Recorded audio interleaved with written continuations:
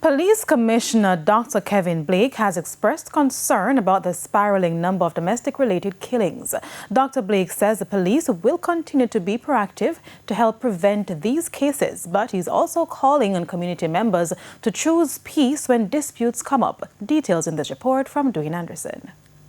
A man shot and killed his relative during a domestic dispute in St. Elizabeth on Friday. The deceased 32-year-old Kyle Campbell was shot after reportedly grabbing a machete to attack his relative. The suspect reportedly surrendered after initially trying to hide in the Black River morass. The St. Elizabeth police say of the 21 people murdered in the parish so far, 60% of the killings were domestic in nature. Several other police divisions, including Clarendon, are also experiencing problems with intimate partner or relative versus relative crimes.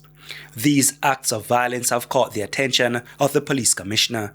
The next phase of our murder reduction effort must see an even greater emphasis on the domestic and interpersonal type violence. While we have been improving our capabilities to deal with these types of violence, we must move even more stridently into proactive intervention. Finding a solution to this situation, he reasons, does not require expensive large-scale plans. When people hear the term peace building, they sometimes imagine large conferences, international negotiations, or government programs. Those certainly have their place, but genuine peace building begins much closer to home. It starts in our homes, our schools, our churches, our workplaces, and our communities. We therefore must demonstrate our belief that we need not look yonder for a peaceful society. We can make ours one such. It begins when a parent teaches a child right from wrong, when a teacher instills discipline, a neighbor chooses dialogue instead of confrontation.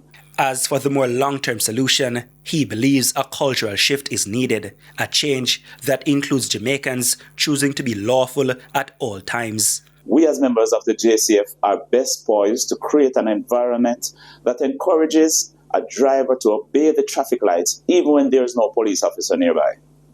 It means a culture of lawfulness requires that each citizen lives up to their responsibility. That is, it is reflected when a shop owner conducts business honestly, when the taxpayer pays what is due, when the parent teaches respect for authority, and when the young person chooses education and honest work over the lure of criminality. We can help to create an environment that supports this culture, but it requires the citizens to be on board. The police commissioner also indicated that murders were down 20% so far this year when compared to the same period in 2025. Dwayne Anderson, TVJ News. And Dr. Blake, in the meantime, has reminded police officers of their responsibility to act with professionalism in their interactions with residents. He also called on the men and women of the force to use restraint when policing. Every day that you put on this uniform, you become ambassadors of peace. Through your professionalism and fairness, you demonstrate what a peaceful and lawful society should look like. Continue to treat people with dignity. Continue exercising your authority with wisdom and restraint. Continue to build trust in every interaction. And continue reminding every citizen that the law is not an obstacle to freedom. It is one of the very things that protects it.